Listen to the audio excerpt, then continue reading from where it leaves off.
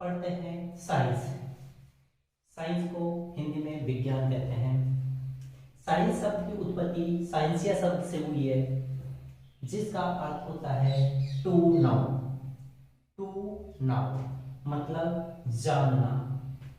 किसी पदार्थ या वस्तु या पिंड के बारे में जानना ही क्या है, साइंस है। साइंस को हम तीन पार्टों में करके पढ़ते हैं। पहला पार्ट है फिजिक्स, दूसरा पार्ट है केमिस्ट्री और तीसरा पार्ट है बायोलॉजी। फिजिक्स, केमिस्ट्री और बायोलॉजी।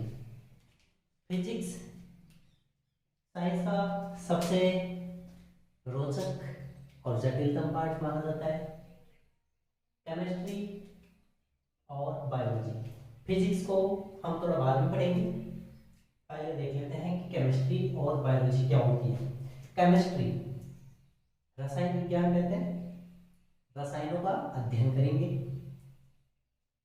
रसायनों का अध्ययन करेंगे। केमिस्ट्री की उत्पत्ति हुई है कीमिया नामक शब्द से, जिसका अर्थ होता है ब्लैक मैटर, काला पदार्थ। ब्लैक मैटर, काला पदार्थ। केमिस्ट्री का जनक माना जाता है लेबोसियर को। केमिस्ट्री का जनक किसको माना जाता है, लेबोसियर को। फिर हम पढ़ते हैं बायोलॉजी। बायोलॉजी दो शब्दों से मिलकर बनी है, bio plus लोगस। Bio plus लोगस। Bio का अर्थ होता है सजीव और लोगस का अर्थ होता है अध्ययन। मतलब सजीवों के बारे में अध्ययन करना बायोलॉजी कहलाता है, और बायोलॉजी का जनक कहलाता है अरस्तु। अब हम पढ़ते हैं फिजिक्स के बारे में। फिजिक्स क्या,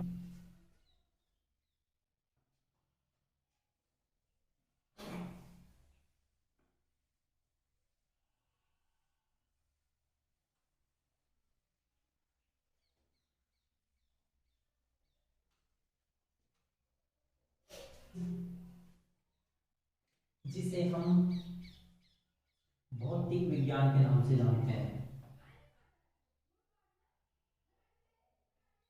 भौतिक विज्ञान।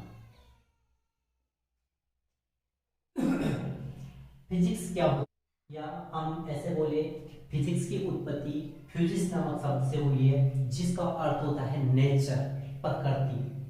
क्या होता है, नेचर, प्रकृति। मतलब फिजिक्स में क्या पढ़ेंगे, प्रकृति या प्राकृतिक घटनाओं के अध्ययन को ही क्या कहेंगे, फिजिक्स कहेंगे। प्रकृति या प्रकृति में होने वाली सभी घटनाएं, जिनका अध्ययन हम किसमें करेंगे, फिजिक्स में करेंगे। फिजिक्स को दो भाग,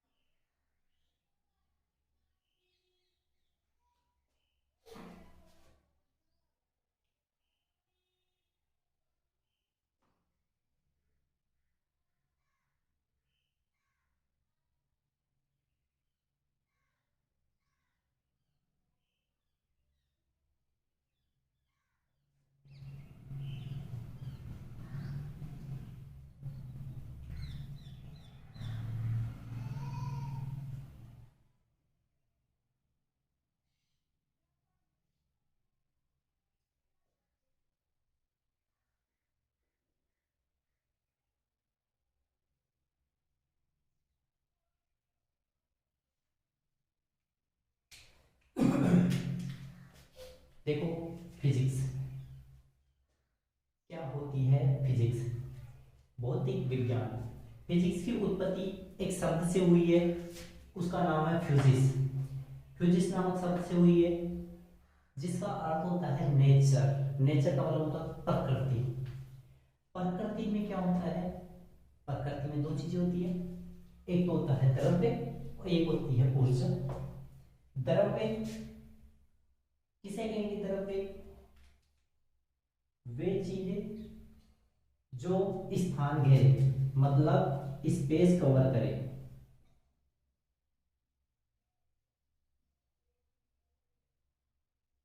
स्पेस कवरिंग। दूसरा जो दिखाई दे, वो भी किस में आएगी? फिजिक्स में, द्रव्य में आएगी। विजिबल हो। इसके बाद में वे पदार्थ जिसमें भार हो, वेट गेन करे।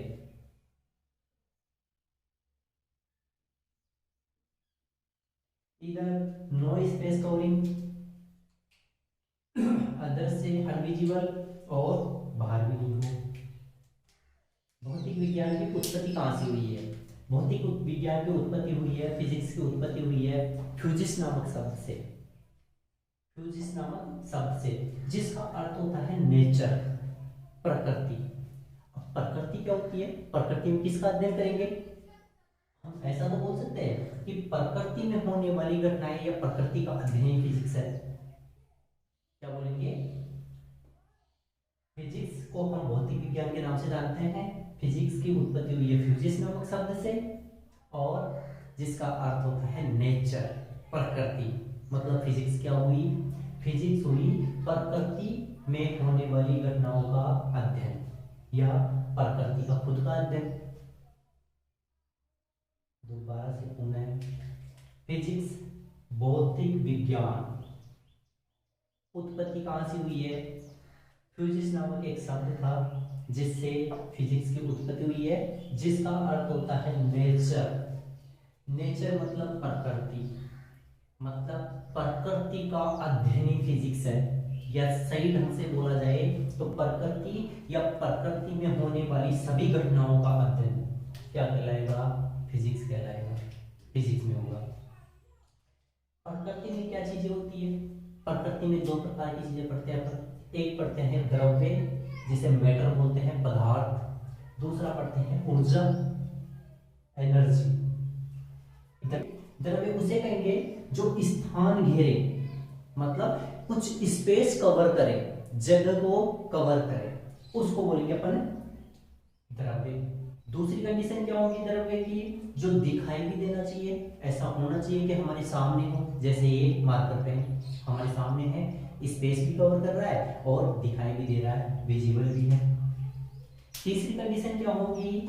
कि जिसमें भार हो, जिसमें कुछ वजन हो, जिसमें कुछ वेट हो, जो खुद अपना खुद का कुछ वेट गेन करे, वो क्या कहलाएंगे? द्रव्य कहलाएंगे। फिर फिजिक्स में दूसरी चीजें क्या पढ़ेंगे? ऊर्जा पढ़ते हैं। ऊर्जा क्या होती है? ऐसी वस्तु या ऐसा कुछ जिसके अंदर कोई स्पेस कवरिंग नहीं हो, मतलब किसी प्रकार का स्थान नहीं घेरे। दूसरी कंडीशन जो दिखाई भी नहीं दे, और तीसरी कंडीशन क्या हो? जिसमें किसी प्रकार का कोई भार नहीं हो, जो किसी प्रकार का कोई वेट गेन नहीं करे, क्या कहलाती है? ऊर्जा कहलाती है। और इन दोनों चीजों को मिला के हम किस में पढ़ते हैं? प्रकृति में। और प्रकृति का अध्ययन किस में करते हैं? फिजिक्स में। मतलब फिजिक्स में हम उन सभी चीजों का अध्ययन करते हैं जो चाहे अपन को दिखाई दे, चाहे दिखाई ना दे, हम सबको किस में पढ़ते हैं? फिजिक्स में पढ़ते हैं। दोबारा, फिजिक्स भौतिक विज्ञान, फ्यूजिस नामक शब्द से उत्पत्ति हुई है। फ्यूजिस का अर्थ होता है नेचर, नेचर का मतलब है प्रकृति। प्रकृति में दो चीजें पढ़ते हैं, द्रव्य और ऊर्जा। द्रव्य मैटर, मैटर क्या होता है? जो स्थान घेरे, स्पेस कवरिंग करे। दूसरी कंडीशन जो दिखाई भी दे, मतलब विजिबल भी हो। तीसरी कंडीशन जिसमें भार हो, जो वेट गेन करे। ठीक है। फिर इसके बाद में ऊर्जा। ऊर्जा क्या होती है? जो स्थान भी नहीं घेरे, जो दिखाई भी ना दे और जिसमें बाहर भी ना हो, क्या होती है? ऊर्जा होती है। अब हम पढ़ते हैं फिजिक्स के जनक के बारे में। तो सबके जनक पढ़ते आए हैं ना, तो इसी प्रकार से फिजिक्स का भी क्या पढ़ेंगे अपन? जनक पढ़ेंगे। इस फिजिक्स को दो भागों में बांट के पढ़ते हैं अपन, चिरसम्मत भौतिकी और आधुनिक भौतिकी। चिरसम्मत भौतिकी को बोलते हैं अपन क्लासिकल फिजिक्स या एंशियंट फिजिक्स। आधुनिक भौतिकी जिसे मॉडर्न फिजिक्स के नाम से जानते हैं। इसका मतलब जब अपन जनक के बारे में बात कर रहे थे तो जनक तो एक ही होना चाहिए ना, लेकिन जब अपन दो भागों में बांट के पढ़ते हैं इसको, तो दोनों के जनक भी अलग अलग पढ़ते हैं। ऐसा क्या हुआ कि इसके दो जनक माने गए? 1905 में एक ऐसी घटना हुई कि चिरसम्मत भौतिकी, जो पुरानी भौतिकी थी जिसको हम पढ़ते आ रहे थे, उसको दो भागों में बांट दिया कि 1905 से पहले की तो फिजिक्स तो पुरानी फिजिक्स कहलाएगी, 1905 से बाद की फिजिक्स को नई फिजिक्स के नाम से जानेंगे, जिसे हम आधुनिक भौतिकी बोलते हैं और चिरसम्मत भौतिकी बोलते हैं। अब 1905 में ऐसा क्या हुआ कि हम पहले की फिजिक्स को और बाद की फिजिक्स को अलग अलग रूप दे दिया। इसमें एक घटना हुई थी या एक सिद्धांत दिया गया था अल्बर्ट आइंस्टीन द्वारा।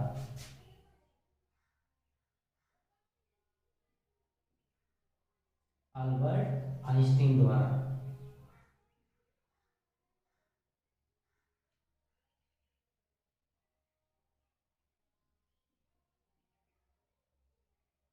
अल्बर्ट आइंस्टाइन द्वारा एक सिद्धांत दिया गया, जिस सिद्धांत को हम बोलते हैं सापेक्षता का सिद्धांत।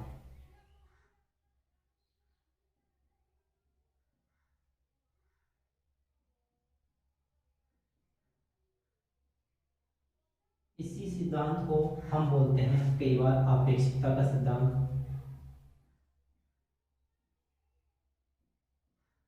आपेक्षिकता का सिद्धांत। और इसी सिद्धांत को हम बोलते हैं रिलेटिविटी थ्योरी।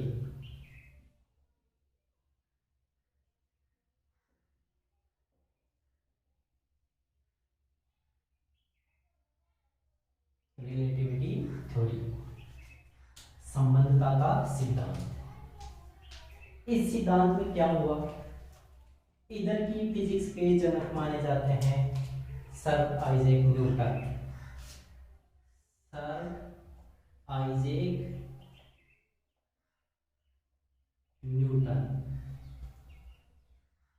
और इधर की फिजिक्स के जनक माने गए, जिसने फिजिक्स को चेंज किया है, अल्बर्ट आइंस्टाइन।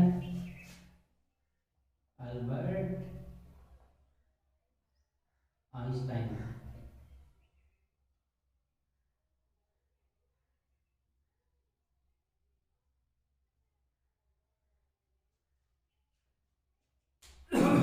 ऐसा क्या हुआ इस सापेक्षिकता के या आपेक्षिकता के या रिलेटिविटी थ्योरी में कि हम फिजिक्स को ही दो भागों में बांट दिया, चिरसम्मत भौतिकी और आधुनिक भौतिकी।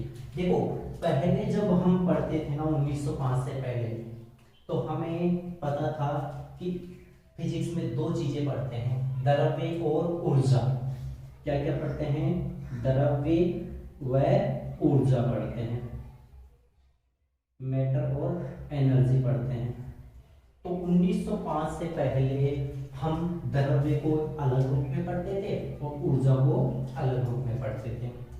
लेकिन जैसे ही 1905 में अल्बर्ट आइंस्टाइन ने सिद्धांत दिया, सापेक्षिकता का सिद्धांत या रिलेटिविटी थ्योरी दी, तो उसमें बताया गया कि ऊर्जा और द्रव्य एक दूसरे में परिवर्तनशील है। मतलब ऊर्जा को हम द्रव्य में परिवर्तित कर सकते हैं, ऊर्जा और द्रव्य, मतलब हम ऊर्जा को द्रव्य में परिवर्तित कर सकते हैं और द्रव्य को ऊर्जा में परिवर्तित कर सकते हैं। इससे पहले जो भी चीजें पढ़ते थे उसमें हम अलग अलग करके पढ़ते थे, द्रव्य को अलग पढ़ते थे, ऊर्जा को अलग पढ़ते थे। लेकिन जैसे ही हमारे पास रिलेटिविटी थ्योरी आई, वैसे ही हमने बताया, या आइंस्टीन सर ने बताया कि ऊर्जा और द्रव्य एक ही रूप है, दोनों को एक दूसरे में परिवर्तित किया जा सकता है। ऊर्जा को हम द्रव्य में बदल सकते हैं और द्रव्य को ऊर्जा में, और यही रिलेटिविटी थ्योरी थी। और यहीं से हमारे फिजिक्स के दो पार्ट हो गए, एंशिएंट फिजिक्स और मॉडर्न फिजिक्स। अब एंशिएंट फिजिक्स और मॉडर्न फिजिक्स को भी सिस्टम से हमारी एनसीईआरटी ने बहुत बढ़िया ढंग से परिवर्तित किया है। एंशिएंट फिजिक्स में लगभग 11वीं क्लास की सारी चीजें पढ़ते हैं और मॉडर्न फिजिक्स में लगभग 12वीं क्लास की सारी चीजें पढ़ते हैं। एंशिएंट फिजिक्स में उन चीजों को पढ़ते हैं जो हमें आसानी से समझ में आ जाए, जैसे गति हम महसूस कर सकते हैं, देख सकते हैं। इसमें पढ़ते क्या क्या है? चिरसम्मत भौतिकी में हम पढ़ते हैं सबसे पहले यांत्रिकी। यांत्रिकी में क्या पढ़ते हैं? गति वगैरह पढ़ते हैं। गति और गति से संबंधित सारी चीजें, मोशन से रिलेटेड सारी चीजें किसमें पढ़ते हैं? चिरसम्मत भौतिकी में। इजी इसीलिए बोलते हैं कि गति को हम देख भी सकते हैं, छू भी सकते हैं, महसूस भी कर सकते हैं, तो हमें पता है कि गति चिरसम्मत भौतिकी में पढ़ी जाएगी। दूसरी चीज है स्थिर वैद्युतिकी। स्थिर वैद्युतिकी जिसे हम इलेक्ट्रोस्टैटिक्स भी बोलते हैं, उसको भी हम चिरसम्मत भौतिकी में पढ़ते हैं। फिर प्रकाश को भी हम चिरसम्मत भौतिकी में पढ़ते हैं। इसके बाद में ऊष्मागतिकी।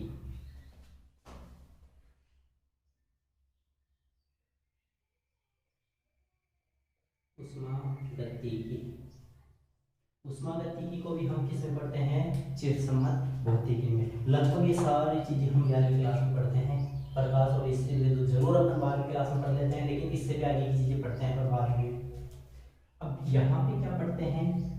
यहाँ पे हम पढ़ते हैं सबसे पहले नाभिकीय भौतिकी। इसमें क्या क्या आएगा? नाभिकीय भौतिकी।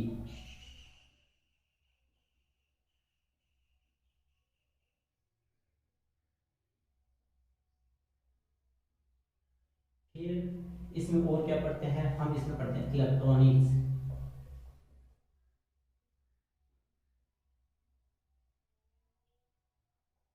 फिर इसमें और क्या पढ़ते हैं?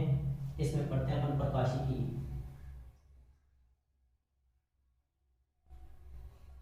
और इसमें क्या पढ़ते हैं अपन? विद्युत।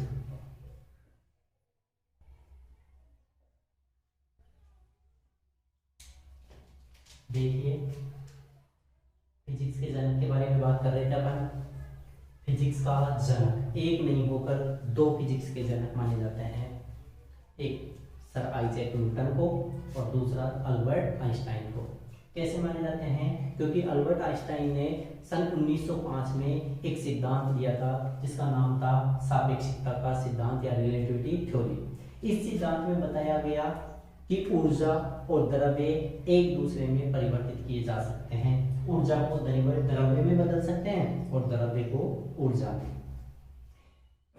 यहाँ पे चिरसम्मत भौतिकी में हम ऊर्जा और द्रव्य को दोनों को अलग अलग पढ़ते थे।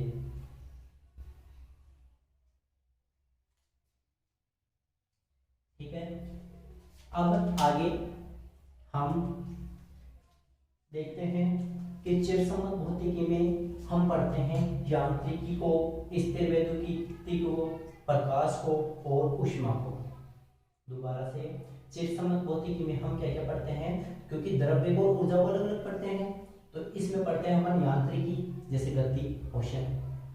स्थिर वैद्युतिकी को पढ़ते हैं अपन, प्रकाश को पढ़ते हैं और ऊष्मा गतिकी को पढ़ते हैं। इसके बाद आधुनिक भौतिकी में क्या पढ़ते हैं अपन? आधुनिक भौतिकी में पढ़ते हैं अपन नाभिकीय भौतिकी, इलेक्ट्रॉनिक्स, प्रकाशिकी और विद्युत। ये हमारा भौतिक विज्ञान स्टार्ट है। कल से नेक्स्ट डे से अपन स्टार्ट करेंगे 12th क्लास का फर्स्ट चैप्टर जिसका नाम है स्थिर वैद्युतिकी।